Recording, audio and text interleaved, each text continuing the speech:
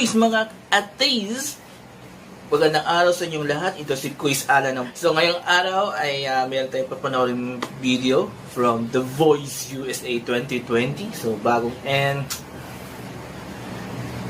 I'm excited na panoorin to kasi I heard itong contestant na to is Pinoy. So for sure, sigurado na Pinoy to. Hindi siya katulad dun kay Francisco Martin na medyo nag-alangan tayo na kung Pinoy o hindi. So this time talagang Pinoy na Pinoy to, pero pangalan niya is foreign, American name. So hindi ko na ito pa pang kadaldalan ko, panoorin natin video and mamibigay ko yung reaction at opinion ko sa performance ni Jacob Daniel Murphy. Go!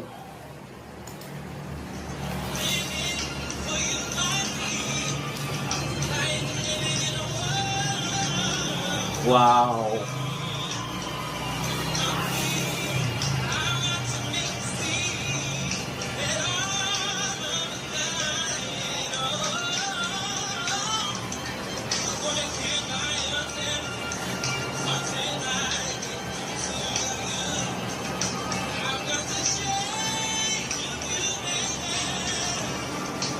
Walang nagtuturn.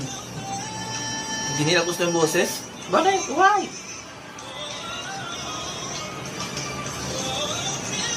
Choosy mga singers ah. Turn your chair, turn. Turn. Wow! Meron pa isa. Si Blake Shelton.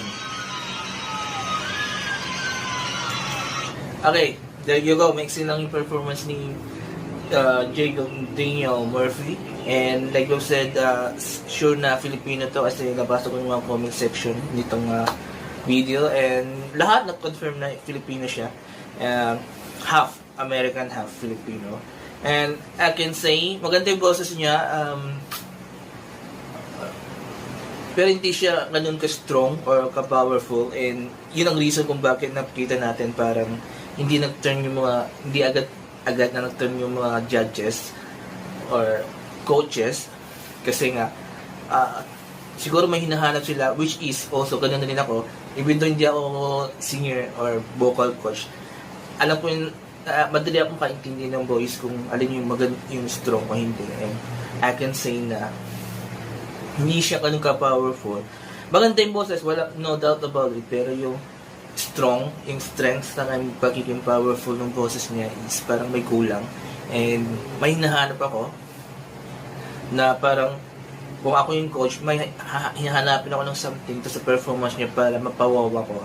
And same to sa naging reaction ng mga ibang coaches except Blake na nag-turn yung chair. Parang may hinihintay sila sa performance niya na parang kulang. Parang kumanta lang siya kasi hindi siya masyadong ganun, talagang meron siyang binuga na something para mapawaw sila. But nonetheless, ang galing, magaling. And no doubt, Filipino yan. Pagdating sa singing, angat. Hindi lang nabibigyan ng magandang chance, di ba? So congrats to Jacob Daniel Murphy, another Filipino pride. And I hope sana makaabot siya ng finals, di ba? So far kasi sa The Voice, wala pa akong narinig na nakaabot ng finals. Dito sa American version, sa US version, pero sa ibang edition o franchise ng The Voice, meron ng mga Filipino na nakaabot ng finals and nanalo pa. So, hopefully dito meron na magkaroon na ng chance, diba? Yung pinakahuli ata nakaabot ng finals, finals ba yun? Yung last year, diba? Magaling yun yung Filipino, pero sayang munting na. Semi-finals na, finals na sana diba? So, ayan, congrats kay Jacob Daniel Murphy and I hope sana swertein siya. So, luck at galing dapat yan, diba?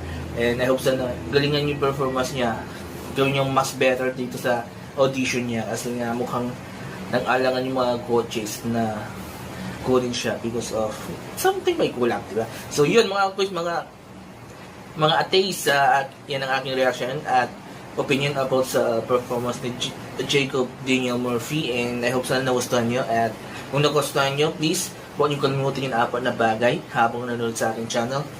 Comment, like, share, and subscribe to my channel. So yun mga quiz, Maraming salamat. Sana huwag kayo magsama sa akin. And please comment down below if you have anything you want me to do, a reaction or opinion or kahit anong gusto nyo gawin ko dito sa channel to. I will do everything for you para sa kakasiyahan nyo. So, bye-bye!